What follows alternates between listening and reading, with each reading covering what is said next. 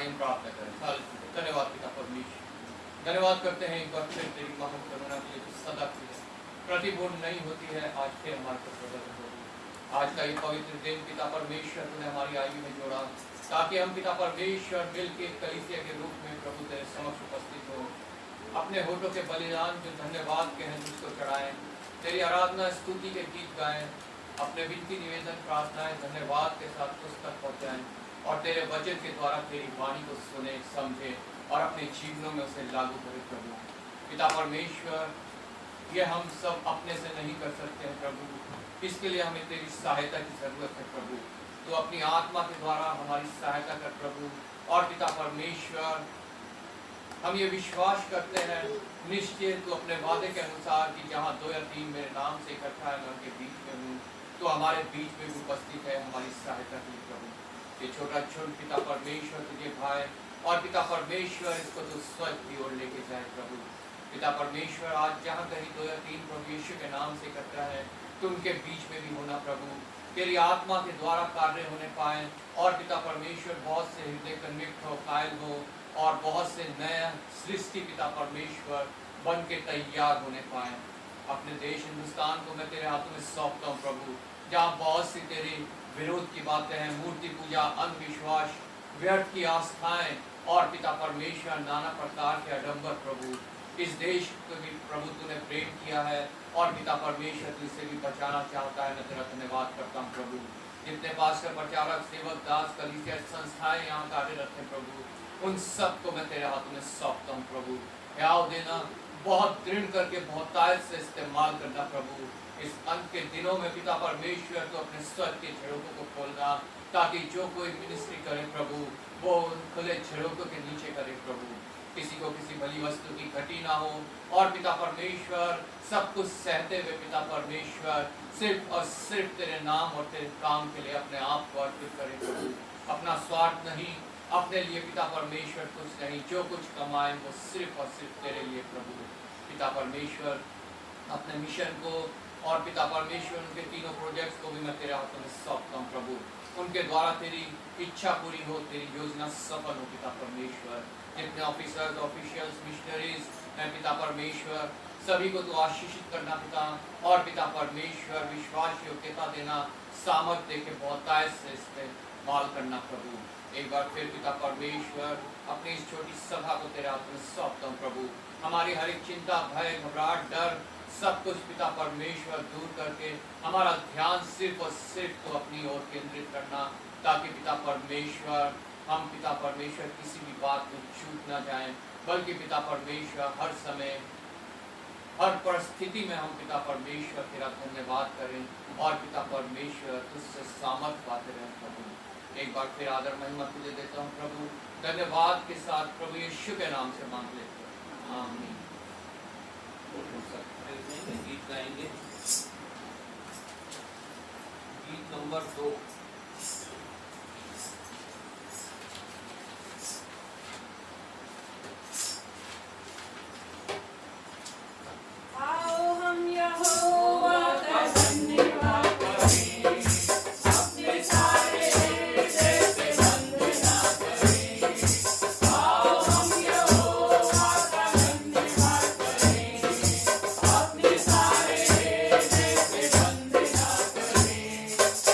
Yeah.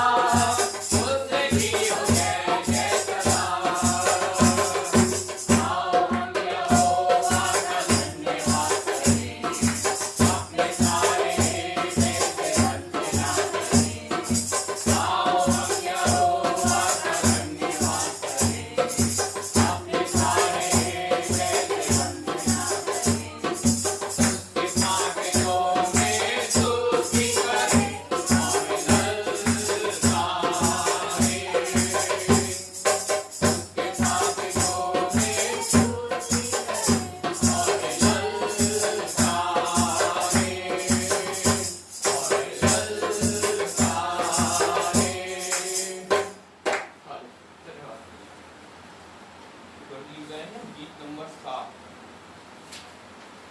रब की हो बे सलामती। रब की हो बेसना हमेशा, रब की हो बेसना,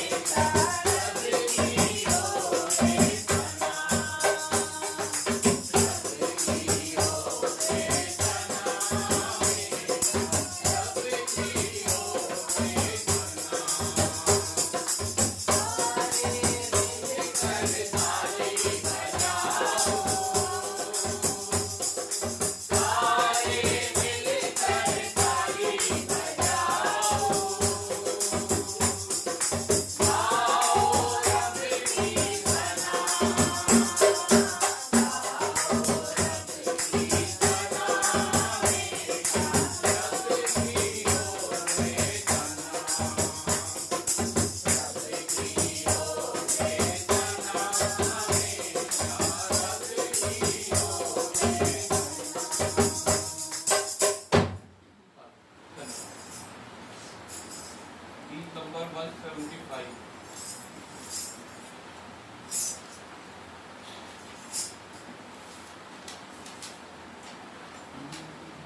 मेरे गुनाहों को धो दिया, अपने बदन का लहू दिया। मेरे गुनाहों को धो दिया, अपने बदन का लहू दिया। यीशु मेरा सच्चा है खुदा, यीशु मेरा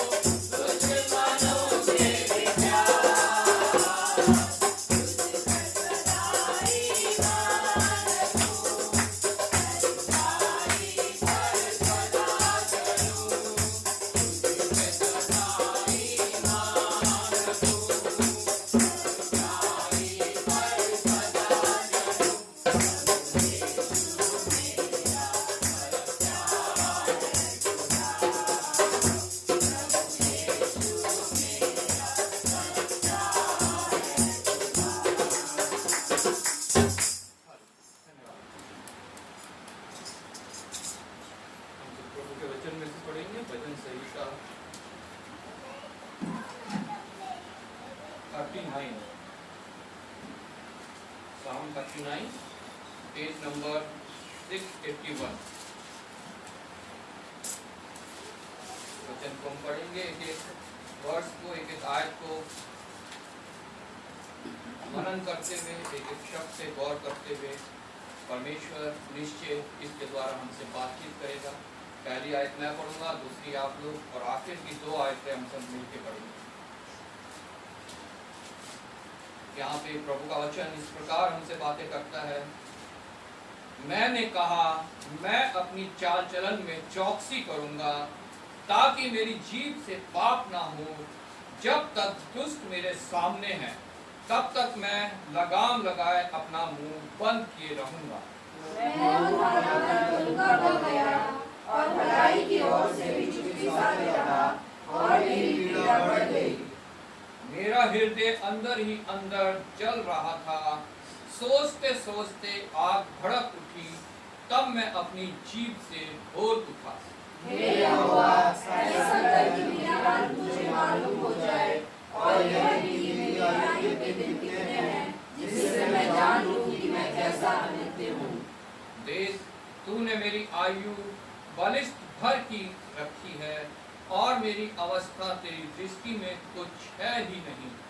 सचमुच सब मनुष्य कैसे भी स्थिर क्यों ना हो तो भी व्यर्थ ठहरे हैं। सचमुच मनुष्य छाया से चलता फिरता है, सचमुच वे व्यर्थ घबराते हैं। वह धन का संचय तो करता है, परंतु नहीं जानता कि उसे कौन लेगा। अब हे प्रभु, मैं किस बात की बाट जो हूँ? मेरी आशा तो तेरी ओर लगी है। मुझे मेरे अपराधों के बंधन से छुड़ा ले, भूमि मेरी निंदा कर देना। मैं गूंगा बन गया और मुंह ना खोला, क्योंकि यह काम तू ही ने किया है। तूने मुझे मिट्टी को डाला है, उसे मुझसे दूर कर दे, क्योंकि मैं तो तेरे हाथ की मार से भस्म हुआ जाता हूँ। जब तू मनुष्य को अधर्म के कारण डांट जपत ताड़ना देता है, तब तू उसकी सुंदरता को पतंगे के समान नष्ट करता है। सचमुच सब मनुष्य वृथाभिमान करते हैं। हे यहोवा, मेरी प्रार्थना सुन और मेरे तुम्हारे पर कान लगा। मेरा रोना सुन कर शांत न रहे, क्योंकि मैं तेरे सामने परदेशी यात्री के समान रहता हूँ और अपने सब सुरभाओं के समान परदेशी हूँ। आहा, इससे पहले कि मैं यहाँ से चला जाऊं, सब मिलके पढ़ेंगे। आहा, इससे पहले कि मैं यहाँ से चला जाऊं और ना रह जाऊं, मुझे बचा ले, जिससे मैं प्रतिदिन जीवन प्राप्त करूं। प्रभु के वचन के पढ़े और सुने जाने पे आशीष हो। यहाँ पे प्रभु का दास यदुतून इस भजन को लिखता है और वो अपनी व्यथा जो है प्रभु के आगे रखता है और प्रभु से एक इंसाइट मांगता है, एक समझ मांगता है कि मुझे अपने दिन गिनने की समझ दो, ताकि मैं जान सकूं कि मैं कितना अनित्य हूँ। मेरा जीवन जो है वो इस पृथ्वी भर में कितना छोटा है। मेरा जीवन जो है इस पृथ्वी भर में जो है कितना गंदा जीवन है और मेरे को कुछ नहीं पता कि मैं कब इस पृथ्वी से उठा लिया जाऊंगा। और वो परमेश्वर से आग्रह करता है कि परमेश्वर उसे बचा ले। जब की आयत हम पढ़ते हैं, वहां लिखा है, आहा, इससे पहले कि मैं यहाँ से चला जाऊं और ना रह जाऊं, मुझे बचा ले। प्रत्येक जन जितने प्रभु के पास आते हैं उन सब की यही एक प्रार्थना होनी चाहिए कि मुझे नहीं पता मैं यहाँ कहाँ कब चला जाऊँ। आज का दिन मेरा है, कल का दिन मेरा नहीं है। आज मेरी हाजिरी पृथ्वी में लगी है, कल लगेगी नहीं लगेगी किसी को भी नहीं पता, परमेश्वर को छोड़। इसलिए हमें अपना प्रतिदिन का जीवन जीना परमेश्वर सिखाता है। और जब हम प्रार्थना करते हैं तब भी हम प्रार्थना लॉर्ड प्रेयर में बोलते हैं, हमारे प्रतिदिन की रोटी हमें दे। इजराइलियों को प्रतिदिन का मन्ना मिला, हमें भी निश्चय परमेश्वर जब हम पृथ्वी पर रहते हैं और उससे मांगते हैं प्रतिदिन की रोटी, वो प्रतिदिन के लिए हमें हियाव देता है, समझ देता है, सामर्थ देता है, सुरक्षा देता है, सहायता देता है, हर एक चीज को प्रदान करता है जिसकी हमें आज इस पृथ्वी पर आवश्यकता है। कल के लिए अगर हम सोचते हैं तो उनमें सब में जो है वो कीड़ा पड़ जाता है। हालेलुया। हम आज की आशीष, आज का अनुग्रह भी खो देते हैं। इसलिए प्रभु का दास कहता है, मुझे बचा ले जिससे मैं प्रतिदिन जीवन प्राप्त करूं, जिससे मैं वो जीवन प्राप्त करूं जो तू चाहता है, इस पृथ्वी पर रहते हुए भी और इस शरीर के नाश होने के बाद भी। हालेलुया। प्रभु का वचन सच में जो है हमसे बातचीत करता है, हमारे हृदय में खलबली मचाता है। ये प्रभु का वचन जो है एक बार एक लड़की ने एक नावल को पढ़ा, पूरी नावल उसने पेज टू कवर पढ़ ली, उसके बाद उसे वो व्यर्थ लगी, उसने उसे उठा के पटक दिया। तो क्या किसने लिखी है, बेकार सी पुस्तक है, इसने उसको रख दिया। कुछ समय बाद उसको जिसने वो नावल लिखी थी उसके ऑथर के साथ प्यार हो गया, वो उसे मिला और दोनों में प्यार हो गया, और ऑथर ने उसको वही नावल जो है गिफ्ट करी, और उसने दोबारा से उस नावल को पढ़ा और कहा कि इससे अच्छी तो और कोई पुस्तक है ही नहीं। ऐसा ही बाइबल है, जब तक हम इसके ऑथर से प्यार नहीं करेंगे तब तक ये हमारे लिए व्यर्थ है, बेकार है, हमें ना समझ आएगी और ना ही इसका कोई फायदा हमें है। जब तक हमें इसके ऑथर से, परमेश्वर से, प्रभु यीशु मसीह से, पवित्र आत्मा से प्यार नहीं हो, अगर हम इसे प्यार के बिना पढ़ते हैं, उससे प्रेम किए बिना पढ़ते हैं, तो इसका हमें कोई फायदा नहीं है। लेकिन अगर हमें उससे प्यार हो जाता है, उसके बाद पढ़ते हैं, तो इसके द्वारा वो मुझसे और आपसे बातचीत करता है। हालेलुया। हम सब प्रार्थना में जाएंगे। मैं संजय से रिक्वेस्ट करूंगा वचन को मनन करते हुए प्रार्थना में अगुवाई करें।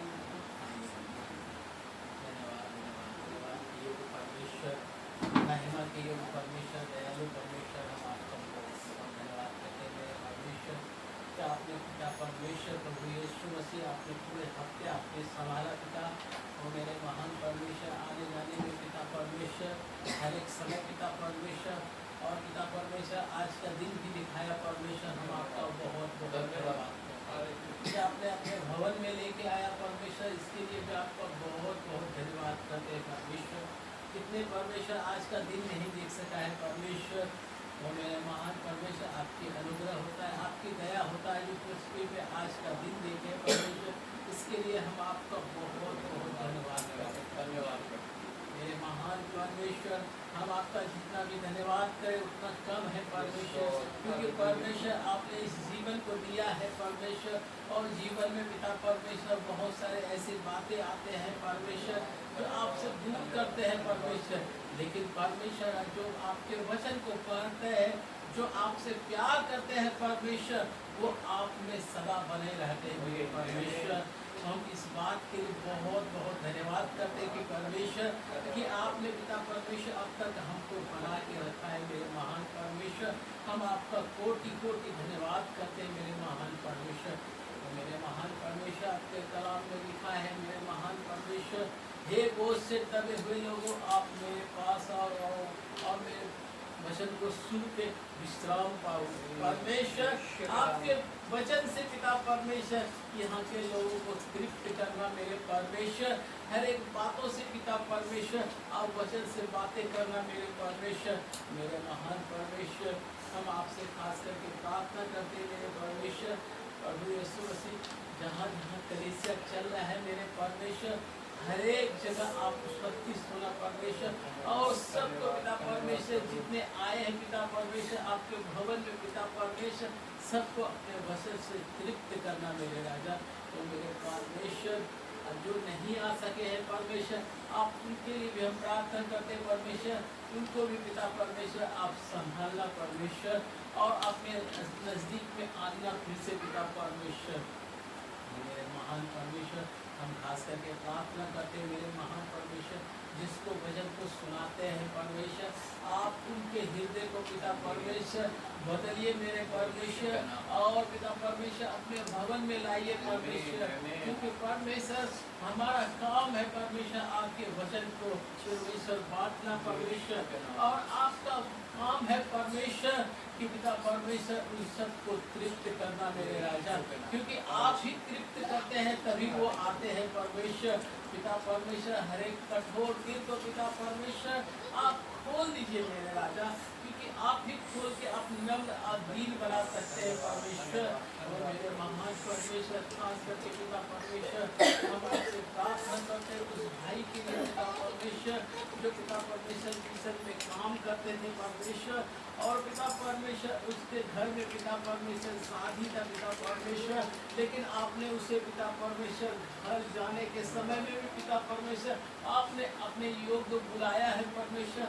उस घर के लिए पिता परमेश्वर हम आपसे प्रार्थना करते हैं परमेश्वर, उस घर में पिता आप शांति देना मेरे परमेश्वर, और पिता परमेश्वर उनकी जरूरतों को आप पूरा करना मेरे परमेश्वर, क्योंकि परमेश्वर वो आपके कार्य को लेके चलता था मेरे महान परमेश्वर।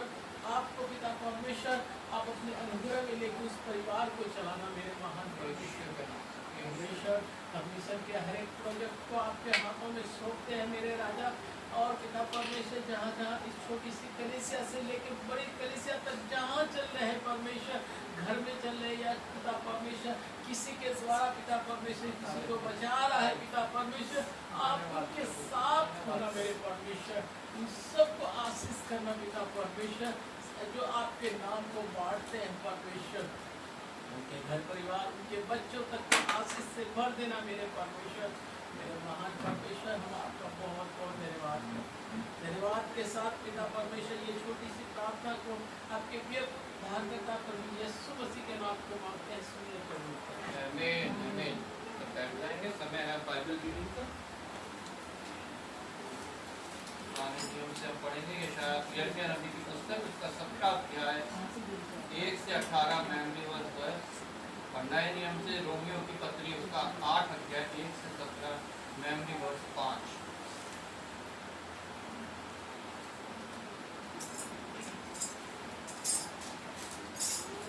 हम पढ़ेंगे यिर्मयाह अध्याय 17 1 से 18।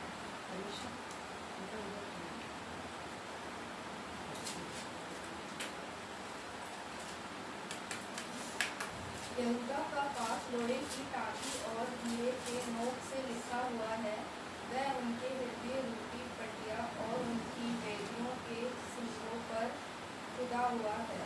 उनकी वेदियाँ और आशरा नामक वेदियाँ जो हरे पेड़ों के पास और ऊंचे टाली के ऊपर है, वह उनके लड़कों को भी संप्रण रहती है। हे मेरे पर्वत, तू जो मैदान में है, तेरी धन संपत्ति और भंडार में तेरे पाप के कारण तू जाने दूंगा, और तेरे पूजा के ऊंचे स्थान भी जो तेरे देश में पाए जाते हैं, तू अपने ही दोष के कारण अपने उस भाग का अधिकारी ना रहना पाएगा जो मैंने तुझे दिया है। और मैं ऐसा करूँगा कि तू अनजाने देश में अपने शत्रुओं की सेवा करेगा, क्योंकि तूने मेरा क्रोध की आग ऐसी भड़काई है जो सदा जलती रहेगी। यहोवा ये कहता है, स्वाप्रति है वह पुरुष जो मनुष्य पर भरोसा रखता है और उसका सहारा लेता है, जिसका मन यहोवा से भटक जाता है। वह निर्जल देश के अधमरे पेड़ के समान होगा और कभी भलाई न देखेगा। वह निर्जल और निर्जन तथा लोन छाई भूमि पर बसेगा। धन्य है वह पुरुष जो यहोवा पर भरोसा रखता है, जिसने परमेश्वर को अपना आधार माना हो। वह उस वर्ष के समान होगा जो नदी के किनारे लगा हो और उसकी जड़ जल के पास फैली हो। जब धूप होगी तब उसको ना लगेगी, उसके पत्ते हरे रहेंगे और सूखे वर्ष में भी उनके विषय में कुछ चिंता ना होगी, क्योंकि वह तब भी फलता रहेगा। मन तो सब वस्तुओं से अधिक धोखा देने वाला होता है, उसमें असाध्य रोग है, उसका भेद कौन समझ सकता है। मैं यहोवा मन की खोजता और हृदय को जांचता हूँ, ताकि प्रत्येक जन को उसकी जाल चलन के अनुसार उसके कारणों का फल मिले। जो अन्याय से धन बटोरता है वह उस तीतर के समान होता है, जो दूसरी चिड़िया के दिए हुए अंडों को सेती है। उसकी आधी आयु में ही वह उस धन को छोड़ जाता है और अंत में वह मुड़ भी ठहराता है। हमारा पवित्र आधार नारियल आदि से ऊंचे स्थान पर रखे हुए एक तेजोमय सिंहासन के समान है। हे यहोवा, हे इस्राएल के आधार, जितने तुझे छोड़ देते हैं वह सब विजित होंगे जो तुझसे भटक जाते हैं। उनके नाम भूमि पर लिखे जाएंगे, क्योंकि उन्होंने बहते जल के सोते यहोवा को त्याग दिया है। हे यहोवा, मुझे चंगा कर, तब मैं चंगा हो जाऊंगा। मुझे बचा, तब मैं बच जाऊंगा, क्योंकि मैं तेरी ही स्तुति करता हूँ। सुन, वे मुझसे कहते हैं, यहोवा का वचन कहाँ कह रहा, वह अभी पूरा हो जाए। परंतु तू मेरा हाल जानता है, मैंने तेरे पीछे चलते हुए उतावली करके चरवाए का काम नहीं छोड़ा, ना मैंने उन आने वाली मुक्ति के दिल की लालसा की है। जो कुछ मैं बोला वह तुझ पर प्रकट था। मुझे ना घबरा, संकट के दिन तू ही मेरा शरण स्थान है। हे यहोवा, मेरी आशा टूटने ना दे, मेरे स्थाने वालों की आशा टूटे, उन्हीं को विस्मृत कर, परंतु मुझे निराशा से बचा। उन पर रुपटी डाल और उनको चकनाचूर कर दे। हम नेगेटिव वर्ड्स पढ़ेंगे 10। मैं यहोवा मन की खोजता और हृदय को जांचता हूँ, ताकि प्रत्येक जन को उसकी चाल चलन के अनुसार अर्थात उसके कर्मों का फल दूं। मैं यहोवा मन की खोजता और हृदय को जांचता हूँ, ताकि प्रत्येक जन को उसकी चाल चलन के अनुसार अर्थात उसके कर्मों का फल दूं। धन्यवाद हो।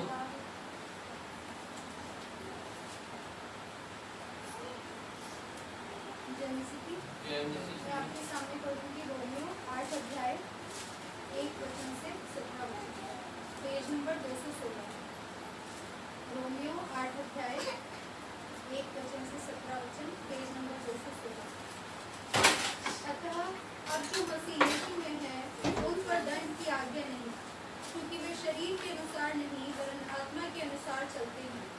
क्योंकि जीवन की आत्मा की व्यवस्था ने मसीह यीशु में मुझे पाप की और मृत्यु की व्यवस्था से स्वतंत्र कर दिया।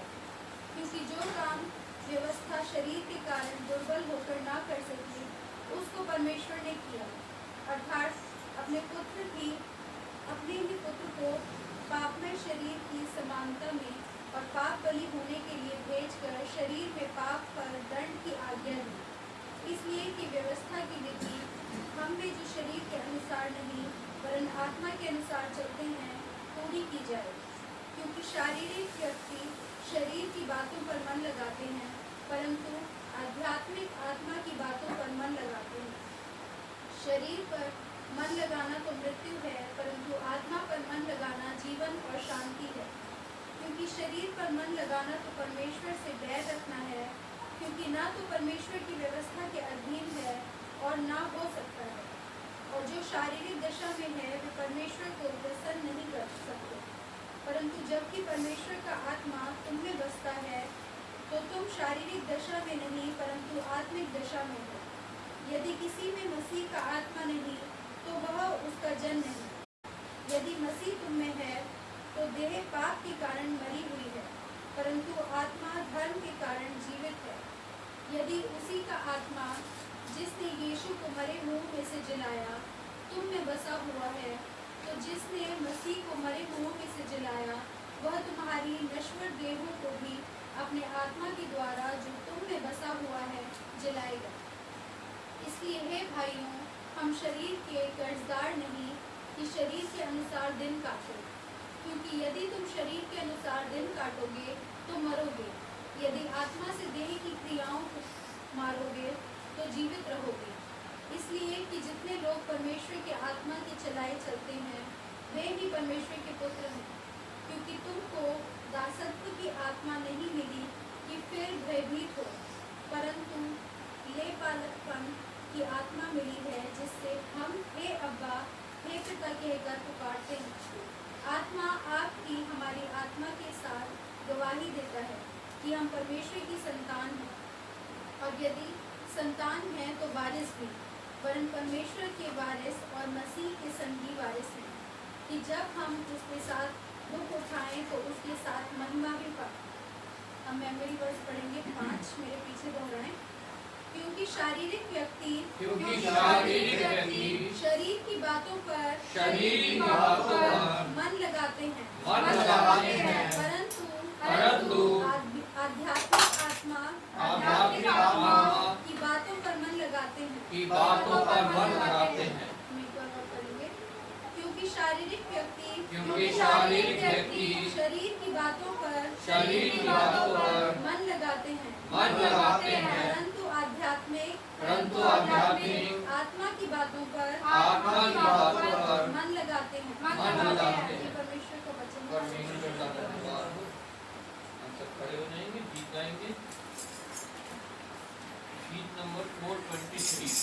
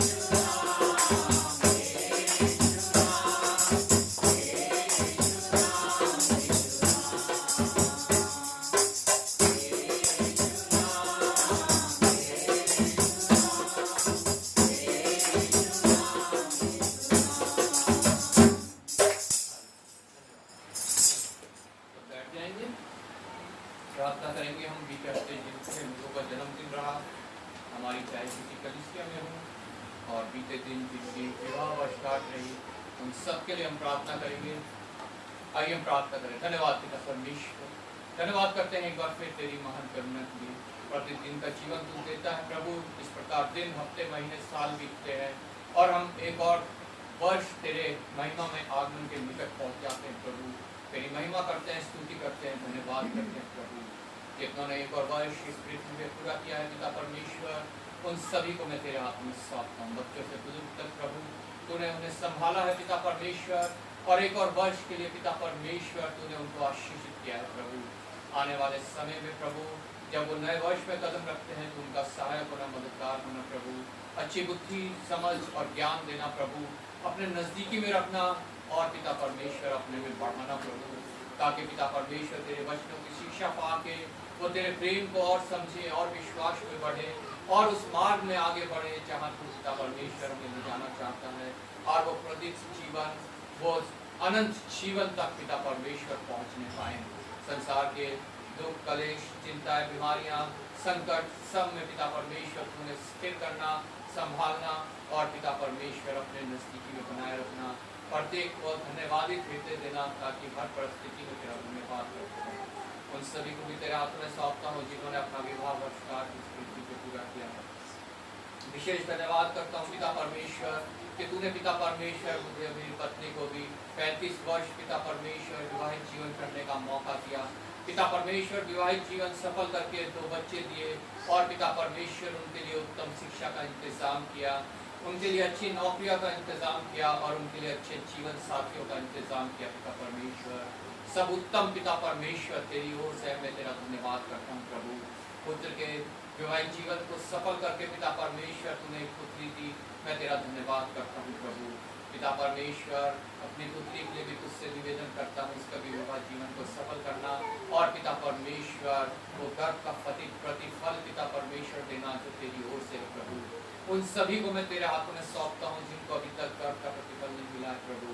पिता परमेश्वर तू उनके लिए उपाय करना, उनके लिए पिता परमेश्वर तू उस मार्ग को खोलना कि वो भी तेरी ओर से वो आशीष पाए, उनका पारिवारिक जीवन भी सफल हो और तेरी महिमा स्तुति धन्यवाद वहाँ उन्हें पाए प्रभु।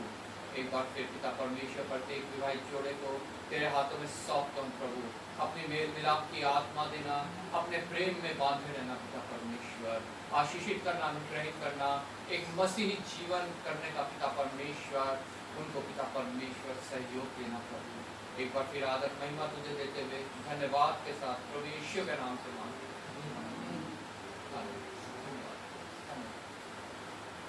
प्रभु का धन्यवाद करते हैं। एक और दिन उसने हमारे को ये दिया कि हम उसके चरणों में बैठे हैं।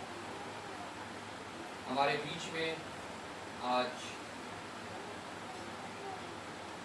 पहले भी हमारे बीच में आ चुकी गेस्ट हैं जिनको हमने पहले भी एक बार सुना है प्रभु के वचन, उनके द्वारा हमने प्रभु ने हमें आशीषित किया है और आज जबकि फिर वो हमारे बीच में हैं, रेवरेंड मिसेस एलिजाबेथ विल्सन, हम सब तालियों के साथ जो है उनका स्वागत करेंगे।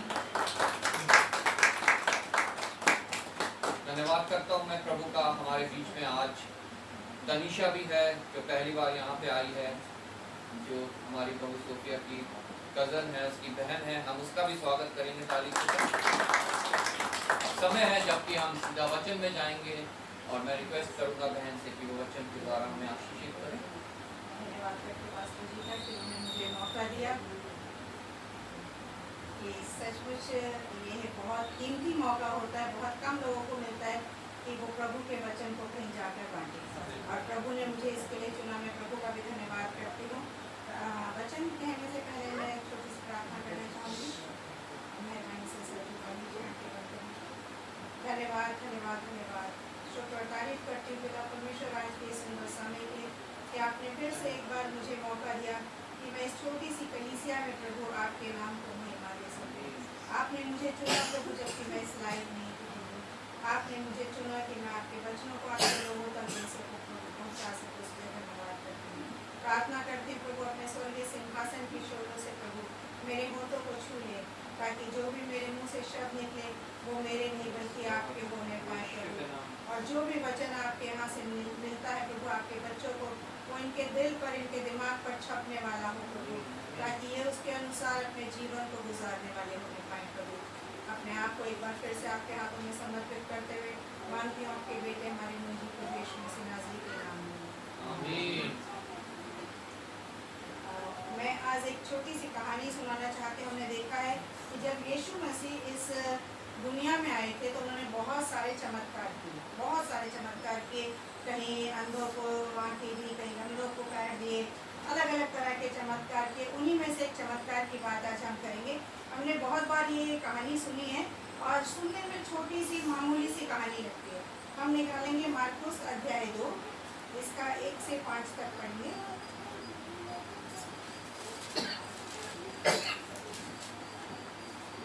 कई दिन के बाद वह फिर कफरनहूम में आया और सुना गया कि वह घर में है। यीशु मसीह जगह जगह पर जाकर परमेश्वर के नाम का प्रचार करते थे, लोगों को चंगा करते थे और उनके पीछे भीड़ की भीड़ इकट्ठा होती थी। इसी तरह जब वो प्रचार करते करते एक कफरनहूम एक जगह थी, कई समय के बाद, काफ़ी समय के बाद वो उस जगह पर आते हैं और वहाँ पर एक घर में वो अपने वचन को सुनाने के लिए, अपने सुसमाचार को सुनाने के लिए इकट्ठा होते हैं। फिर इतने लोग इकट्ठा हुए कि द्वार के पास भी जगह नहीं थी और वह उन्हें वचन सुना रहा था। वहाँ पर इतनी भीड़ थी कि घर पूरा भर चुका था और यहाँ तक कि दरवाजे के पास भी भीड़ लगी हुई थी, अंदर आने के लिए भी जगह नहीं थी। पूरा घर ठसाठस भरा हुआ था और वो सिर्फ वचन सुनने वाले नहीं थे, सिर्फ उनको सुनने वाले नहीं थे, उसमें बहुत सारे ऐसे भी लोग थे जो जानते थे कि यीशु मसीह खाना भी देते हैं, कहीं भूख लगे तो खाना भी मिल जाएगा, है ना। और जैसे कि हमने देखा था कि 2 मछली और 5 रोटी से उन्होंने खिलाया, तो कुछ लोग ऐसे थे जो भूख पूरी करने के लिए आए थे, कुछ लोग प्रभु को सुनने के लिए आए थे और कुछ लोग चंगाई के लिए आए थे। जब उन्होंने सुना कि ये तो चमत्कार करते हैं, बहुत सारे चमत्कार किए, लोगों को चंगा कर देते हैं, तो हम भी ठीक हो सकते हैं, इसलिए अलग अलग तरह के वहाँ पे लोग आए थे और वो भीड़ उन सब मिले जुले लोगों की थी। कुछ लोग ऐसे थे जो आजमाने के लिए आए थे कि देखते हैं कि सचमुच में ऐसा कुछ कर सकते हैं या नहीं। जैसे अगर कहीं जादू होता है, कोई चमत्कार होते हैं, कोई मदारी वो शो करता है, तो सब लोग देखने जाते हैं कि जादू करते कैसे हैं। तो इस तरह कुछ लोग जो अधिकारी थे वो देखने आए थे कि सचमुच में ऐसी कोई पावर भी है या ये ऐसे ही लोगों को बेवकूफ़ बना है। तो इस तरह वो पूरी भीड़ की भीड़ थी जो वहाँ प्रभु को सुनने के लिए आए थे। और लोग एक लकवे के रोगी को 4 मनुष्यों से उठवा कर उसके पास ले आए। और तभी क्या होता है, एक लकवे का रोगी होता है जो हम देखते हैं कि चल नहीं सकता। कि लकवे का रोगी हमने 2-3 तरह का देखा, किसी का हाथ पैरालाइज होता है जो थोड़ा बहुत चल पाता है, कोई होता है जो सिर्फ मुंह से बोल नहीं पाता, थोड़ा खराब, किसी को फुल पैरालाइज होता है। ये ऐसा था जो पूरा पैरालाइज था, पूरा लकवा मारा था, क्योंकि वो चल नहीं सकता था, वो खाट पर पड़ा था और उसको कुछ लोग उठाकर, 4 लोग उठाकर वहाँ पर लेकर आए। परंतु जब वे भीड़ के कारण उसके निकट ना पहुंच सके तो उन्होंने उस छत को जिसके नीचे वह था खोल दिया और जब वे उसे उघेड़ चुके तो उस खाट को जिस पर लकवे का रोगी पड़ा था लटका दिया। हमने देखा कि वहाँ इतनी भीड़ थी कि पैर रखने की जगह नहीं थी और दरवाजे से अंदर आना मुमकिन नहीं था। तो उन्होंने क्या करा कि उसकी छत को ही खोल दिया। उस समय क्या होती थी, खपरेल की छत हुआ करती थी और वो टेपर में हुआ करती थी, तो बड़ा मुश्किल होगा उस छत पर चढ़ना। एक खाट पे एक मरीज को लेकर 4-4 दिन काफ़ी हैवी हो जाता है और फिर वहाँ जाकर किसी दूसरे की छत को खोल देना। उन्होंने उस छत को काफ़ी बड़ा खोला होगा क्योंकि चारपाई को नीचे उतारना।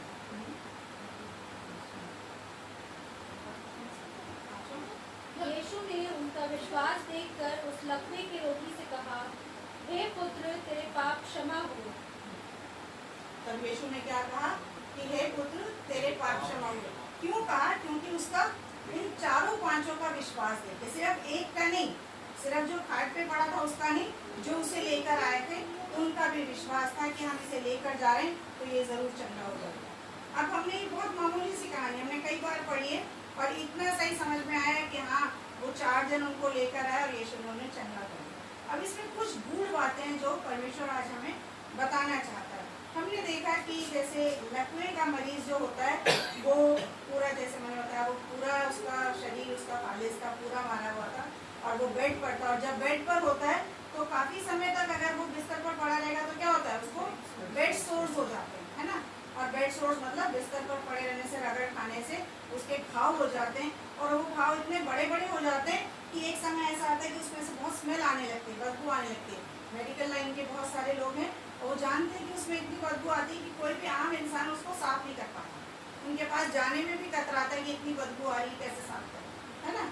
और ऐसा वो मरीज हो जाता है जो उसके पास कोई जाना पसंद नहीं करता, और वो जब ये हाल पर वो मरीज पहुंच जाता है तो वो सोचता है कि अब तो मेरा कोई इलाज नहीं है, अब तो मेरा विश्वास खत्म, वो दुनिया से एक उम्मीद छोड़ देता है, वो जानता है कि अब तो मेरा ये आखिरी वक्त है और अब मेरा कुछ नहीं हो सकता। ऐसे टूटे हुए समय में जब वो सुनता है कि वहाँ पर यीशु मसीह आए, और उसने सुना भी होगा कि इसने बहुत सारे लोगों को चंगा किया, तो उसको भी एक उम्मीद की किरण नजर आती है कि शायद मैं भी ठीक हो सकता हूँ। जब इतने बड़े बड़े लोग चंगे हो गए तो ये मुझे भी चंगा कर सकता है और मैं भी ठीक हो सकता हूँ। लेकिन अब प्रॉब्लम क्या है कि ठीक हो सकता हूँ पर मैं वहाँ जा नहीं सकता, जाऊँगा कैसे, क्योंकि चल नहीं सकता। तो इसके लिए मुझे कुछ लोगों की मदद चाहिए। अब वो लोग कहाँ मिलेंगे जो मुझे वहाँ तक लेकर जाए। हो सकता है कि घर वाले भी पसंद नहीं करते। आज के समय में हम देखते हैं क्या कि हमारे अपने अगर सगे माँ बाप भी हैं, बुजुर्ग हैं, तो हम उनकी सेवा करना पसंद नहीं करते। अरे कौन इनके लिए बैठा रहे, कौन देखता। हम कोशिश करते हैं थोड़ा दिन, 2-4 दिन मैंने रख लिया, अब भाई के घर भेज दो, भाई ने 2-4 दिन रख लिया, अब उसने दूसरे भाई के घर भेज दो। हमें एक बुजुर्ग माँ बाप भी बोझ लगने लगते हैं। और ऐसे समय में अगर वो एक मरीज हो जाए, पेशेंट हो जाए, बिस्तर पे पड़ जाए, तो और भी ज़्यादा फिर तो हम सोचते हैं या तो किसी ओल्ड एज होम में डाल दो कि हमारे पास तो टाइम भी नहीं, हम कैसे इनकी सेवा करें, है ना। तो एक बोझ समझते हैं हम लोग उस पेशेंट को या अपने बुजुर्ग लोगों को, तो कोई सेवा नहीं करता। और ऐसे समय में अगर मान लो कि एक इंसान कोई हमें पसंद कर रहा है, तो इसी तरह हम विश्वास करते कि शायद एक इंसान उनके परिवार का होगा जो सोच रहा होगा कि शायद यीशु आया तो हम इसको वहाँ ले जाएं।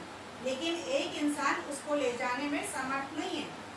एक आदमी एक बिस्तर पे लेटे हुए इंसान को ले जा नहीं सकता। अब उसके लिए क्या चाहिए, कितने जन चाहिए, 4 जन चाहिए वो चारपाई को उठा के ले जाने के लिए। अब 4 जन हैं तो चारों का विश्वास होना चाहिए। अगर एक का भी विश्वास नहीं है तो क्या हो जाएगा, अरे बेकार है, तुम कहाँ जा रहे हो, कहाँ तुम चक्रों में पड़ रहे हो, इसको ये तो इसका तो आखिरी दिन आ गया, तुम कहाँ इसको लेके जाओगे, ढोगे, छोड़ो ना। इस तरह से होता है, वो दूसरों को भी पीछे खींच लेता है। इसीलिए चारों का विश्वास होना जरूरी था ताकि वो चारों मिलके उस आदमी को यीशु मसीह के पास ले जा सके। पहली चीज तो सबसे बड़ी चीज उनको यीशु मसीह के ऊपर विश्वास चारों को होना चाहिए। दूसरी बात, उनको चारों को उस इंसान से प्यार होना चाहिए, प्रेम होना चाहिए, तभी वो उसके लिए इतनी मेहनत करेंगे कि उसको उठा के ले जाएंगे। और वो प्यार ऐसा नहीं कि मतलब का नहीं, ये मेरे को पैसे देगा तो मैं लेके जाऊँ, फिर तो वो ऐसे घसीटते हुए ले जाए या कुछ ऐसा सोचेंगे। लेकिन सच्चा प्यार होगा तो वो सोचेंगे कि अच्छा होगा कि ये ठीक हो जाए, और जब ये ठीक हो जाएगा तो ये भी हमारे साथ बैठ पाएगा। तो चारों के अंदर वो निस्वार्थ प्रेम भी होना जरूरी है, विश्वास और प्रेम। उसके बाद हम देखते हैं कि चारों के अंदर एक चीज और होना चाहिए कि निडरता, क्योंकि वो ऐसी जगह जा रहे हैं जहाँ भीड़ की भीड़ है, लोग शायद उन्हें मिलने ना दें, लोग शायद उन्हें घुसने ना दें, उनको बिल्कुल हिम्मत करके उसको किसी भी तरह से लेके जाना है। मेहनती होना जरूरी है क्योंकि भारी हो जाता है बॉडी, और वो उसको ऐसे शरीर को एक चारपाई के समेत लेकर जा रहे हैं, इतनी दूर, शायद काफी दूर होगा, और उसको लाद के लेके जाने का आसान बात नहीं है। ये नहीं है कि गाड़ी में ला कर रखा और ले गए, है ना। आज के समय में तो एम्बुलेंस पहुंच जाती है, उस समय ऐसा नहीं था, तो लाद के लेके जाना बहुत मुश्किल है। और उतनी मेहनत करना किसी दूसरे के लिए आसान बात नहीं। किसी के मन में प्रेम होगा, सच्चाई का प्रेम होगा, वो चाहेंगे कि ये ठीक हो जाए, तभी वो उसको लेके जा सकेंगे। तो वो 4 आदमी चाहिए जिनके अंदर विश्वास हो, प्रेम हो और निडरता हो कि हम इसको जो भी होगा हम ले जाएंगे, कुछ भी हम इसे ठीक कराने के लिए वहाँ तक पहुँचेंगे। होगा नहीं होगा वो बाद में देखा जाएगा, पर इसे वहाँ तक हम पहुँचाएंगे। तो ये 2-3 चीज़ें उन 4 लोगों में होना बहुत ज़रूरी है, और वो एक मन के होना चाहिए। अगर एक मन नहीं होगा तो वो वहाँ नहीं पहुँच पाएंगे, है ना। अगर एक का भी मन डावाडोल थोड़ी दूर जा रहे, यार मैं तो थक गया, मेरे बस का नहीं है भाई, किसी और को बुला लो, तो क्या वो उस आदमी को वहाँ तक ले जा पाएंगे, नहीं। तो एक मन होना जरूरी है चारों का कि हाँ हमारा विश्वास है, हम इसे ठीक करा सकते हैं, इसे लेकर जाएंगे, तब जाके वो यीशु मसीह तक पहुँच सकते हैं। तो 4 आदमी कौन से चाहिए, जिनके अंदर विश्वास हो, जिनके अंदर प्रेम हो, जो निडर हो और जो एक मन के हो, तब वो लेकर उसको वहाँ पहुँचेंगे। अब वहाँ पहुँचने के बाद उनके सामने एक और समस्या आ गई कि भीड़ इतनी है, हम अंदर नहीं जा सकते। अब अंदर नहीं जा सकते तो क्या करना पड़ेगा, वो किस तरह से उस इंसान को लेकर छत पे चढ़ेंगे, बहुत मुश्किल है, क्योंकि खपरेल टेढ़ी होती है, जब लगाई जाती है तिरछा लगाई जाती है। अब उसके ऊपर तिरछे उस पर एक चारपाई पे लेके इंसान को लेके ऊपर चढ़ना बहुत मुश्किल है। वो वहाँ चढ़े और फिर दूसरे की छत को उखाड़ दिया उन्होंने। हो सकता है उनको मारपीट होती, उनके साथ उनको भगा दिया जाता है ना, कि तुमने आके मेरी छत तोड़ दी। लेकिन वो इस चीज़ से घबराए नहीं। उनका विश्वास था किसी भी तरह से बाय हुक बाय क्रूक हमें इसको यीशु मसीह के पास तक पहुंचाना है, और अगर हमने पहुंचा दिया तो ये ठीक हो जाएगा। इसीलिए उन्होंने उस छत को भी उधेड़ कर रख दिया। बाइबल में लिखा उन्होंने वो छत को उधेड़ दिया, मतलब पूरा उबड़ खाबड़ कर दिया। और उसके बाद उन्होंने चारपाई से उसको नीचे लटका दिया। और जब नीचे लटकाया तो यीशु मसीह ने अचानक, और सारी भीड़ ने भी देखा होगा कि ये किसको लटका दिया गया चारपाई पर से ऐसे। और जब वो यीशु मसीह ने ऊपर देखा, 4 जन ऊपर थे और एक ये, उनके विश्वास को देखा, ये विश्वास ही है जो ये इतनी मेहनत करके इसको ऊपर से लटका रहे हैं। और तब उन्होंने उसको चंगा किया। उन्होंने कहा उठ, अपनी खाट उठा और जा, है ना। तो हमने देखा कि किस तरह से वो 4 आदमी वहां तक लेके पहुंचे। आज के ज़माने में, आज के समाज में हम देखते हैं जो लकवा है हर एक के अंदर। दुनिया में लाखों लोग, करोड़ों लोग हैं जो लकवे से मारे। लकवा मतलब वो रोग नहीं जो हम शारीरिक रोग बोल रहे हैं, लकवा मतलब शैतान का वार। जो शैतान ने हमें घेर रखा है, हमारे शरीर को दबा रखा है, वो हमें भवन तक नहीं पहुंचने देता। हमारी शरीर की कमजोरी आ जाती है, कोई पार्टी आ गई, कोई लोग आ गए, या हम बुरी आदतों में पड़ गए जिसकी वजह से हम प्रभु से दूर हो रहे हैं। वो लकवे की बीमारी है जो हमें प्रभु से दूर कर रहा है। अब किसकी जरूरत है? वो 4 इंसान की जो उस पाप में डूबे हुए इंसान को, वो शैतान के चंगुल में डूबे हुए इंसान को लेकर प्रभु के भवन में आए। आज प्रभु आपसे पूछता है, क्या आप उन 4 में से एक हैं? उसने क्या कहा? जाओ और मेरे चेले बनाओ। अगर हम वचन में पढ़ते हैं तो क्या लिखा है? जाओ और मेरे चेले बनाओ, है ना। तो कैसे चेले बनाएंगे? हमें प्रभु का वचन दूसरों तक पहुंचाना है। हम देखते हैं दुनिया में बहुत सारे ऐसे लोग हैं जो कलेशों में डूबे हुए, उनके घरों में इतने बुराइयां हैं, कोई शराब पी रहा है, कोई कुछ कर रहा है, जिसकी वजह से उसको प्रभु को सुनने का ना समय है ना वो जानता है। तो कौन उन तक वो बात पहुँचाएगा? हम और तुम, जिसको प्रभु ने चुना है। मैं अकेली या पास्टर जी अकेले ये काम नहीं कर सकते, क्योंकि वहाँ 4 जन की जरूरत है जो वहाँ जाएंगे। अगर जब हम 3-4 जन मिलके उनसे बातचीत करते हैं, और एक ही बार में नहीं होता कि गए, उसको समझाया, वो आ गया तो ठीक है, नहीं आया तो चल ठीक है छोड़ दो। उसको मनाना है, उसको समझाना है, प्रभु का प्रेम उसके अंदर जगाना है, और तब उसको विश्वास दिलाना है कि तेरी सारी परेशानी दूर हो जाएगी अगर तू प्रभु के कदमों में आ जाए। और इस तरह करके जब वो 4 जन का विश्वास इतना तगड़ा देखेगा, प्यार देखेगा, यार इनको क्या मिल रहा है मेरे से, कुछ भी तो नहीं, मैं इनको कोई लालच तो नहीं है कि मैं इनको पैसा दे रहा हूँ, कुछ दे रहा हूँ, लेकिन फिर भी मेरे पास आए, एक बार तो वो जरूर सुनेगा, और तब वो प्रभु के भवन में आएगा।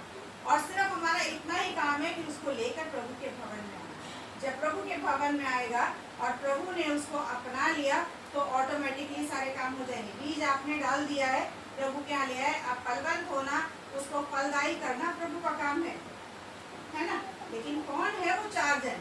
आज प्रभु हमसे सवाल कर रहा है कि क्या आप विश्वास से, निडरता से, प्रेम से किसी को बचाने की जो अपने मन में इच्छा रखते हैं या नहीं? क्या आप चाहते हैं किसी को बचाना? क्या आप किसी को लेकर आए?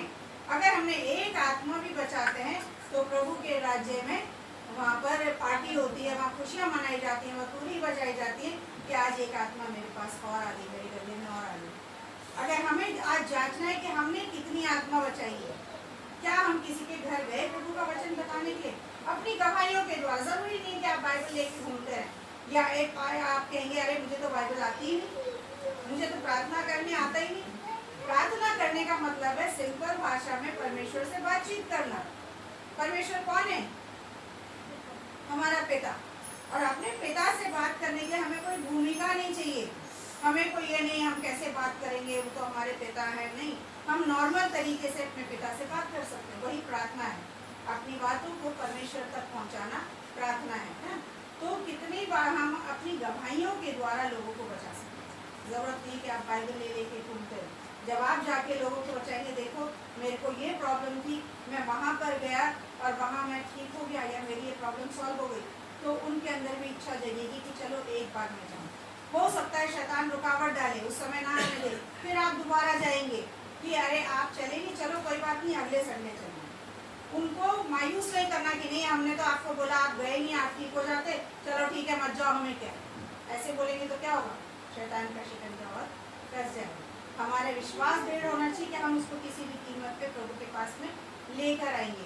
और यही प्रभु ने इस दृष्टांत के द्वारा, इस कहानी के द्वारा, इस चमत्कार के द्वारा हमें समझाया कि किसी भी तरह से आपको, हर एक इंसान को जो पाप में डूबा हुआ, प्रभु किसके लिए आया था, पापियों के लिए। अच्छे लोगों को तो डॉक्टर की जरूरत नहीं होती ना, जो अच्छा है उसको डॉक्टर की क्या जरूरत है, कोई जरूरत नहीं।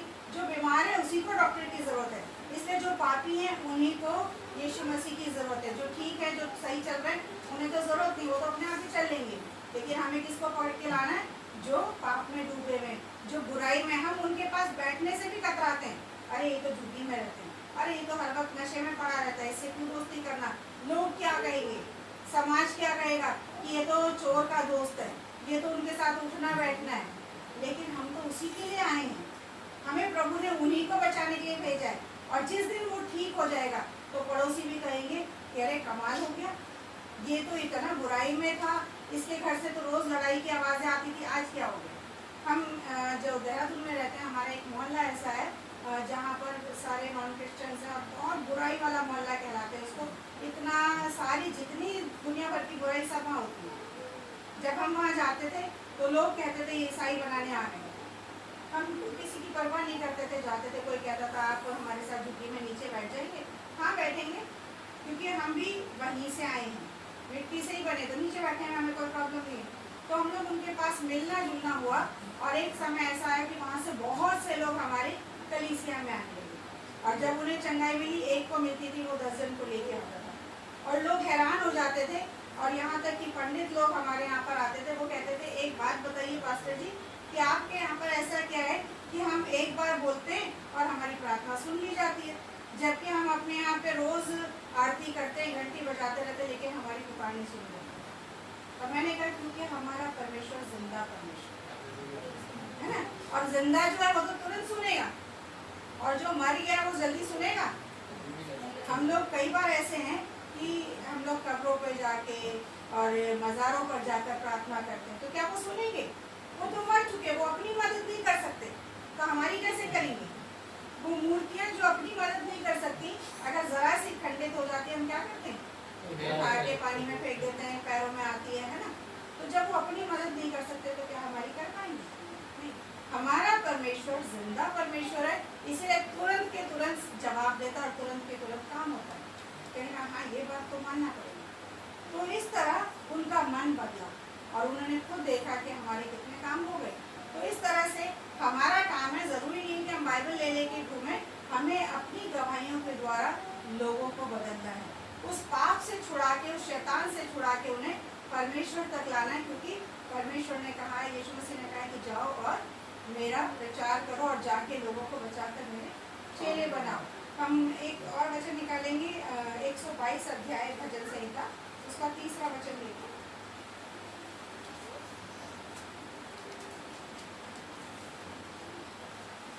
हे यरूशलेम, ऐसे नगर के समान बना है जिसके घर एक दूसरे से मिले हुए हैं। हमने क्या देखा? हे यरूशलेम, तो इस नगर के समान बना है जिसके घर एक दूसरे से मिले। ये कौन से घर है? ये हम और आप हैं, एक मन वाले। हम जितने यहाँ बैठे हैं, हम सबका एक मन है, एक विश्वास है। हम परमेश्वर की घर है, उसके मंदिर है ना। तो ये मनुष्य जो एक मन होकर कार्य करते हैं, जब हम एक मन होकर प्रार्थना करते हैं तो वो प्रार्थना तुरंत सुनी जाती है। इसलिए कहा गया जहाँ 2 या 3 मेरे नाम से प्रार्थना करेंगे तो मैं उनके बीच हाजिर रहूंगा, है ना।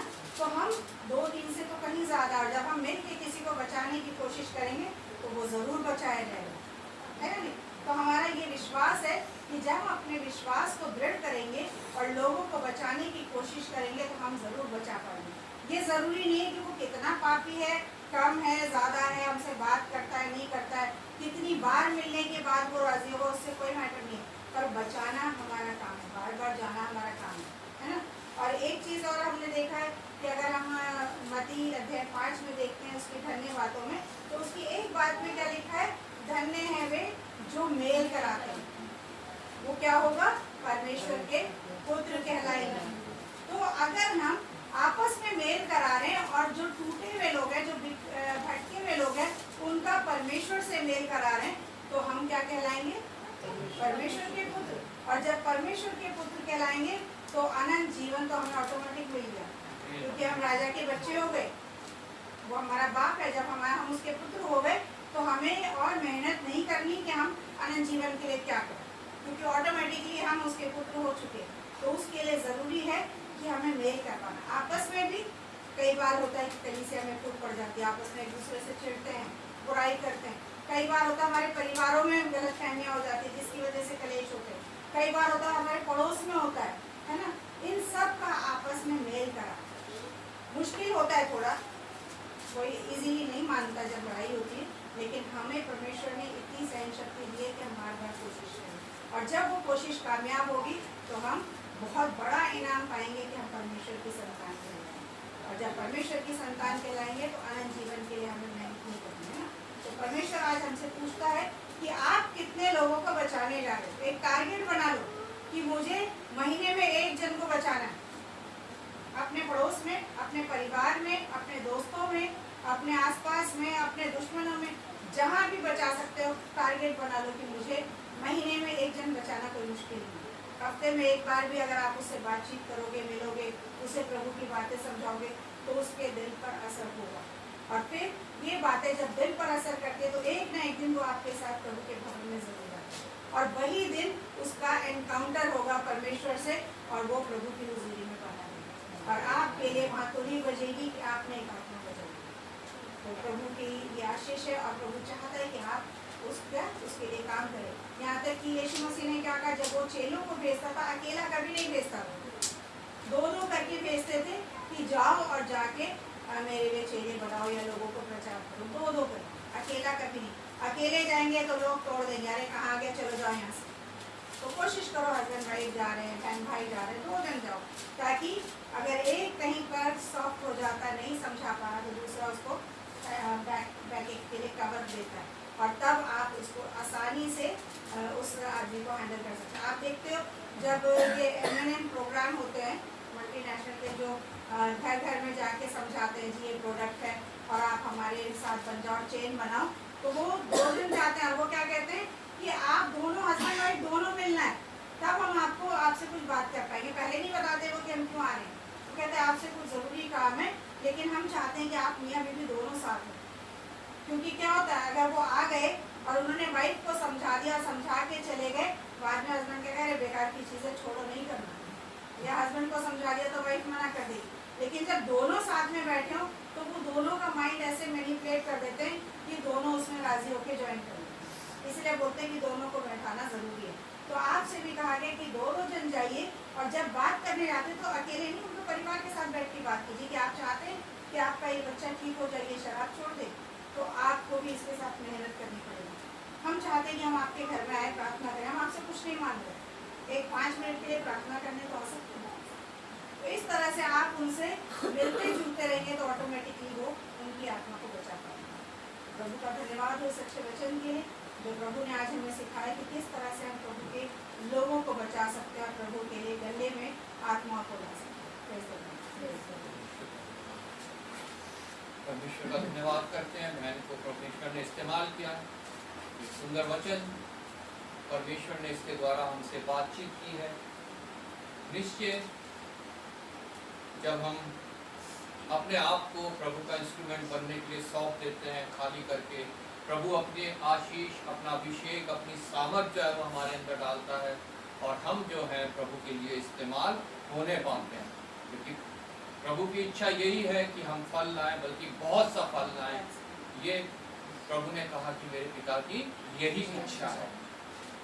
जब अभी परसों ही मैं और मेरी वाइफ ने ये अध्याय पढ़ा, दूसरा अध्याय, हम जब अपने फैमिली प्रेयर करते हैं तो बाइबल पढ़ते हैं, परसों ही हमने ये अध्याय पढ़ा, और आज बहन ने जो है इसके विषय में इतना अच्छा, इतना सुंदर प्रचार किया।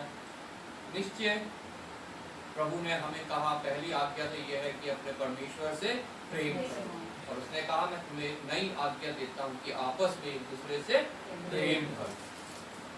सिर्फ आपस का मतलब ये नहीं है कि हम जितने कलीसिया के अंदर बैठे हैं उनसे, जो पूरी मनुष्य जाति है हमें उनसे अपने समान प्रेम करना है। ये नहीं सोचना हम तो बचाए गए हैं, वो जाए शैतान वाली जगह। हमें जो है सबसे पहले जो है उनसे प्रेम करना है, जैसे बहन ने बताया। हमारे अंदर विश्वास होना चाहिए कि वो भी जो है वो बच सकते हैं। तीसरी बात, हम लीडर होने चाहिए कि हम जाके जो है उनको वचन सुना सकें। आजकल क्या होता है, हम लोग डरते हैं, घबराते हैं कि अगर हम वचन सुनाएंगे जाके तो लोग हमारे ऊपर हमला ना करते, हमें मारे पीटे ना, हमें बुरा भला ना कहें। ये वचन साफ साफ बताता है ये सब होना आवश्यक है। वचन कहता है अगर मेरे नाम से तुम एक थप्पड़ भी खाते हो तो स्वर्ग में तुम्हारे लिए एक बड़ा प्रतिफल है। इसलिए हमें लीडर होना है। जब ये वचन में पढ़ रहा था तो मुझे लग रहा था मैं भी तो एक समय लकवे का मारा हुआ था, प्रभु के पास नहीं जा पाता था, प्रभु से नहीं मिल पाता था, ना ही मेरे लिए चंगाई थी। क्योंकि जब हम प्रभु के पास नहीं जा पाते तो हमारे लिए आत्मिक चंगाई नहीं है। लेकिन मेरे लिए भी जो है वो 4 लोगों ने जो है प्रयत्न किया। सर्वप्रथम जो है उन्होंने प्रार्थनाएं की। सबसे पहले हमें अगर किसी को बचाना है, हमें प्रेम कर सकते हैं और हमें पता है कि हम उसे बचा सकते हैं, तो हमें उसके लिए सबसे पहले प्रार्थना करनी हुई। वो 4 डोरी जिससे वो खाट लटकाई गई वो प्रार्थना है। हम जब प्रार्थना करते हैं एक मन होके कलीसिया के अंदर, तो निश्चय जो है हम उस मनुष्य को प्रभु के सामने रखते हैं। उसके बाद हमारा काम जो है वो समाप्त है। उसके बाद प्रभु हमारे विश्वास को देखता है कि ये किस विश्वास पे, किस प्रेम के साथ, किस निडरता के साथ कार्य कर रहे हैं, और वो जो है उस रोगी को आत्मिक चंगाई देता है और वो भी जो है परमेश्वर से मिलने पाता है। मेरे से भी प्रभु ने जब उन लोगों ने जो मुझसे प्रेम करते थे, जिन्हें विश्वास था मैं बदल सकता हूँ, मुझे प्रभु के सामने जो है प्रार्थनाओं के द्वारा लटकाया, और जो प्रभु ने जो है मुझसे कहा, उन लोगों के विश्वास के द्वारा मुझ में भी जो है विश्वास उत्पन्न हुआ, और प्रभु ने कहा कि इनके विश्वास ने तुझे चंगा किया, उठ, अपनी खाट उठा और चल फिर। ये नहीं कि तू उठ और चल फिर, क्या तेरे पाप क्षमा हो। उसने कहा उठ, तेरे पाप तो क्षमा हुए ही, तू अपनी खाट उठा और चल फिर। खाट उठा का मतलब तू अपने उस पुरानी दशा को ना भूलना, तू यह ना भूलना कि तेरी दशा पहले क्या थी।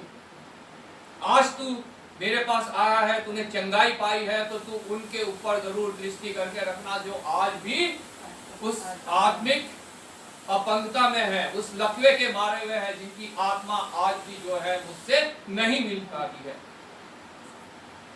तो अपनी गवाही उनको देना। खाट उठाने का मतलब है हमारी गवाही उन तक पहुंचाना। जब हम अपनी गवाही के साथ उनके पास जाते हैं प्रभु के वचन को लेके, तो निश्चय वो लोग भी जो है वो विश्वास में आते हैं। हालेलुया। इसलिए हमें हमेशा अपनी खाट जो है वो उठाए रखनी है, क्योंकि हम भी कभी उस दशा में थे। हमें भी जो है किसी की प्रार्थनाओं ने, किसी के द्वारा हमें कलीसिया में लाने से, किसी के द्वारा वचन सुनने से जो है हम लोगों ने इस चंगाई को पाया है। हालेलुया। हम में से कोई भी ऐसा नहीं, चाहे मसीह परिवार में पैदा हुआ, चाहे अन्य जाति में पैदा हुआ, कोई ऐसा नहीं है जो प्रभु यीशु के साथ बचपन से मिला हुआ। हम सब में जो है वो अपंगता पाई जाती थी जो प्रभु के विरोध की थी। लेकिन फिर हमने वचन सुना, हमें प्रार्थनाओं के द्वारा प्रभु के समक्ष लाया गया, हमारे लिए प्रभु ने कार्य किया और उसने हमें चंगा किया। आज हम सब यहाँ चंगे बैठे हैं तो इसके पीछे बहुत से लोगों की मेहनत है। हमारी काबिलियत नहीं, हमारे धर्म के कार्य नहीं, हमारी कोई सामर्थ्य नहीं। ये उन विश्वास से भरे हुए लोगों की प्रार्थनाओं का कारण है कि आज हम जो है यहाँ पे उपस्थित हैं। अगर हम यहाँ उपस्थित हैं तो हमें प्रभु का कहाँ मानना है, अपनी कहाँ उठानी है और हमें और लोगों तक पहुँचना है। यरीहो की कहानी हम सब ने सुनी है। तो सामरी जिसने 3 भाई पहले ऊंचे कद के अपने आप को ऊंचा कहने वाले, उन्होंने उस जिसके ऊपर डाकुओं ने अटैक किया था उसे वहीं छोड़ दिया, क्योंकि उनके अंदर प्रेम नहीं था, उनके अंदर विश्वास नहीं था, वो लीडर नहीं थे। अगर प्रेम होता उनके अंदर तो वो प्रेम से उसके पास जाते, विश्वास होता तो वो विश्वास करते कि हाँ हम इसे बचा सकते हैं। और अगर वो लीडर होते तो वो जाते निश्चय कि उन्हें ये डर नहीं होता कि डाकू आसपास होंगे, हमारे ऊपर भी कहीं अटैक ना कर दे। लेकिन उस कुछ जानने वाले पुरुष ने जो है उसके अंदर प्रेम भी था, विश्वास भी था, वो लीडर भी था। वो गया और उसने उसे बचाया। हालेलुया। आज मुझे और आपको वही कार्य करना है। आमीन। बहन को प्रभु बहुत आशीष दे, बहुत आयत से और इस्तेमाल करे और बहुत सी आत्माएं बचाई जाए उनके द्वारा। मैं राजेश्वरी हमसे रिक्वेस्ट करूंगा वो प्रार्थना में अगुवाई करें, बहन के लिए और वचन के लिए प्रार्थना करें।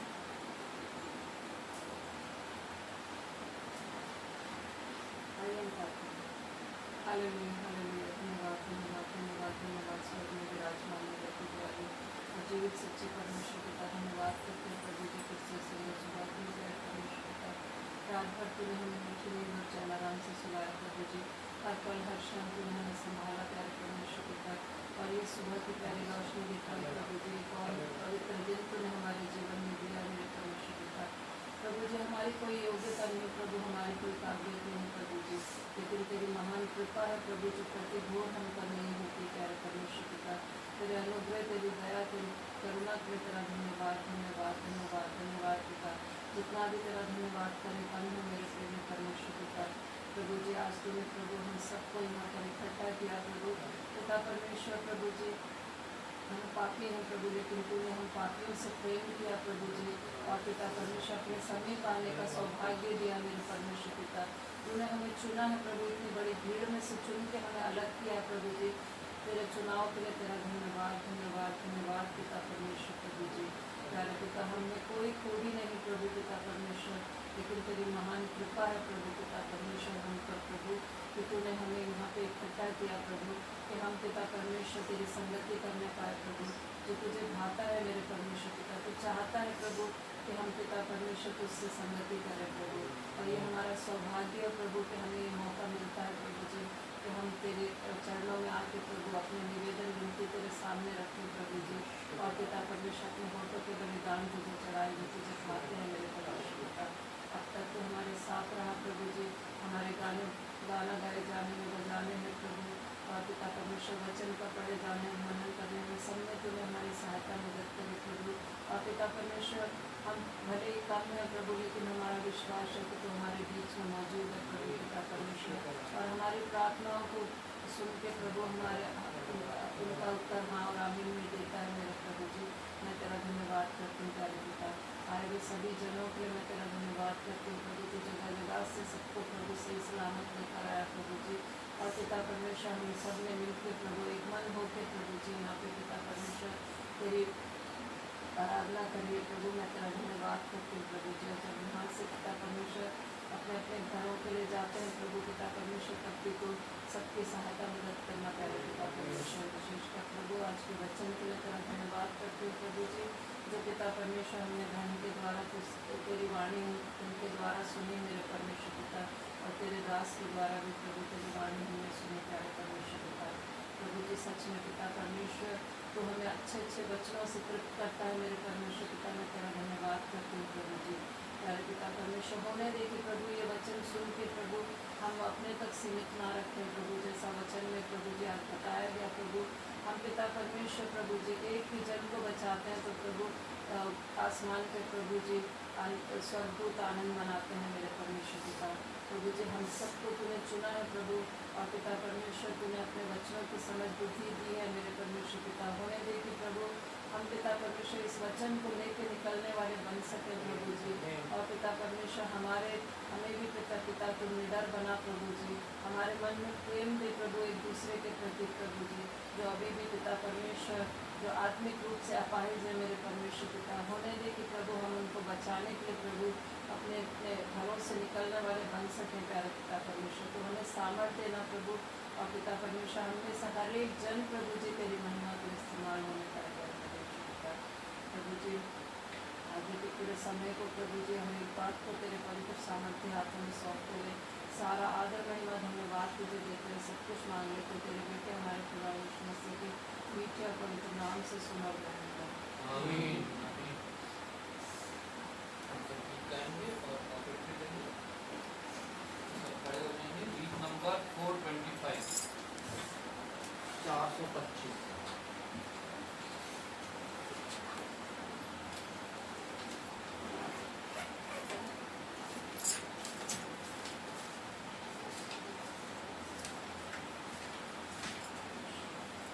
प्रभु तू है महान, गलत गाना। तेरी जय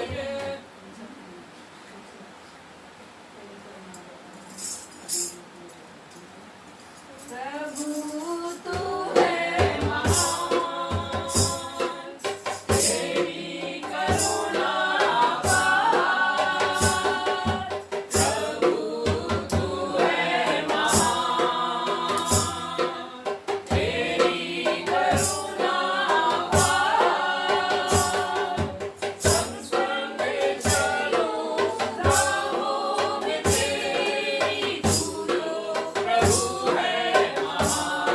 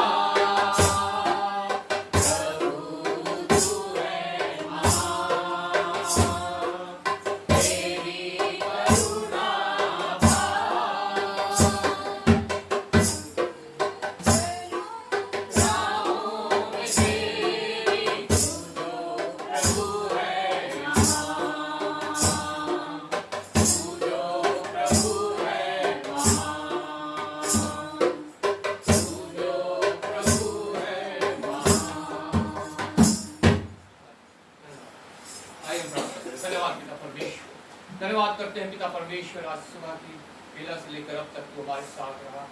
पिता परमेश्वर, अपने आत्मा के द्वारा तूने हमारी सहायता की, हमारी आराधना स्तुति की। तू यही चाहता है कि तेरे आराधक तेरी आराधना आत्मा सच्चाई के साथ करे, जो हमें तुझसे मिलती है। हमारे विनती, निवेदन, प्रार्थनाएं धन्यवाद के साथ तुझ तक पहुंचने पाएं, क्योंकि तेरी आत्मा ने हमारी सहायता की प्रभु। और पिता परमेश्वर, वचन के द्वारा पिता परमेश्वर तूने हमसे जो बातचीत की, तेरे आत्मा के द्वारा उसको हम समझने पाए प्रभु। ये वचन हमारे जीवनों में पिता परमेश्वर कार्य करे, और इसके द्वारा हम अपना जीवन पिता परमेश्वर तेरे और नजदीक लेके आए प्रभु। बहन को तेरे हाथों में सौंपते हैं पिता परमेश्वर, जिनको तूने आज बहुतायत से इस्तेमाल किया है प्रभु। उनकी मिनिस्ट्री को आशीषित करना, और पिता परमेश्वर उनको अपने अनुग्रह में, उनके परिवार को अपने अनुग्रह में बनाए रखना प्रभु। आए हुए प्रत्येक जन को मैं एक बार फिर तेरे हाथ में सौंपता हूँ पिता परमेश्वर। किसी भय, चिंता, घबराहट में है प्रभु, किसी शारीरिक तकलीफ में है पिता परमेश्वर, कमी में है, घटी में है, तू पिता परमेश्वर सबके ऊपर कृपा दृष्टि रखता है प्रभु। सबको ध्यान देना, दृढ़ करना पिता परमेश्वर, सामर्थ देना, और पिता परमेश्वर अपने विश्वास में और दृढ़ करना प्रभु। पिता परमेश्वर, हम यहाँ जिस प्रकार आए हैं वैसे नहीं, बल्कि पिता परमेश्वर जब हम जाए तो हमारा कटोरा पिता परमेश्वर उमड़ता हुआ यहाँ से जाने का प्रभु। धन्यवाद करता हूँ पिता परमेश्वर तेरा उस भेंट के लिए प्रभु, जो तेरे किए में से तेरे लोगों ने किया प्रभु। वो पिता परमेश्वर तेरे ही हाथों में मैं उसे सौंपता हूँ, क्योंकि वो बढ़ाने वाले हाथ है प्रभु। वो 5 मछली 2 रोटी से 5000 से अधिक भीड़ को खिलाने वाले पिता परमेश्वर हाथ हैं। पिता परमेश्वर, धन्यवाद के साथ मैं उसे प्रभु तेरे हाथ में देता हूँ, ताकि वो भेंट भी पिता परमेश्वर बढ़ के तेरे राज्य के लिए बहुत सफल लाए प्रभु। जिन्होंने उसमें हाथ बढ़ाया है प्रभु, वो भी पिता परमेश्वर तेरी ओर से आशीष पाए, बढ़े, उनके कारोबार बढ़े, उनकी नौकरियों में आशीष, उनकी कमाई में आशीष हो प्रभु। उनके भंडार सदैव भरे रहें, और कभी किसी भली वस्तु की कमी न होने पाए प्रभु। सबसे बढ़कर पिता परमेश्वर वो तेरे विश्वास में बढ़े, तेरे प्रेम में बढ़े, तेरी मेल मिलाप की आत्मा में बढ़े। एक बार फिर पिता परमेश्वर आदर महिमा तुझे देते हुए धन्यवाद के साथ प्रभु यीशु के नाम से मांग लेते हैं। हे हमारे पिता, तू जो स्वर्ग में है, तेरा नाम पवित्र माना जाए, तेरा राज्य आए, तेरी इच्छा जैसे स्वर्ग में पूरी होती है पृथ्वी पर भी। हमारे दिन भर की रोटी आज हमें दे, जिस प्रकार अपने अपराधियों को क्षमा, तू भी हमारे अपराधों को क्षमा। हमें परीक्षा में बुराई से बचा, क्योंकि राज्य, पराक्रम सदा। प्रभु यीशु मसीह का अनुग्रह, पिता परमेश्वर का प्रेम और पवित्र आत्मा की सहभागिता जब तक प्रभु यीशु मसीह का दोबारा महिमा में आगमन ना हो, हम सब के साथ और सभी विश्वासियों के साथ हमेशा हमेशा होता रहे। धन्यवाद धन्यवाद धन्यवाद, सारी आशीषों के स्रोत धन्यवाद। धन्यवाद धन्यवाद धन्यवाद, सारी आशीषों के स्रोत धन्यवाद। सारी आशीषें आती ऊपर से, हालेलुया। धन्यवाद धन्यवाद धन्यवाद, सारी आशीषों के स्रोत धन्यवाद। आप सबको जय मसीह की बहुत आशीष।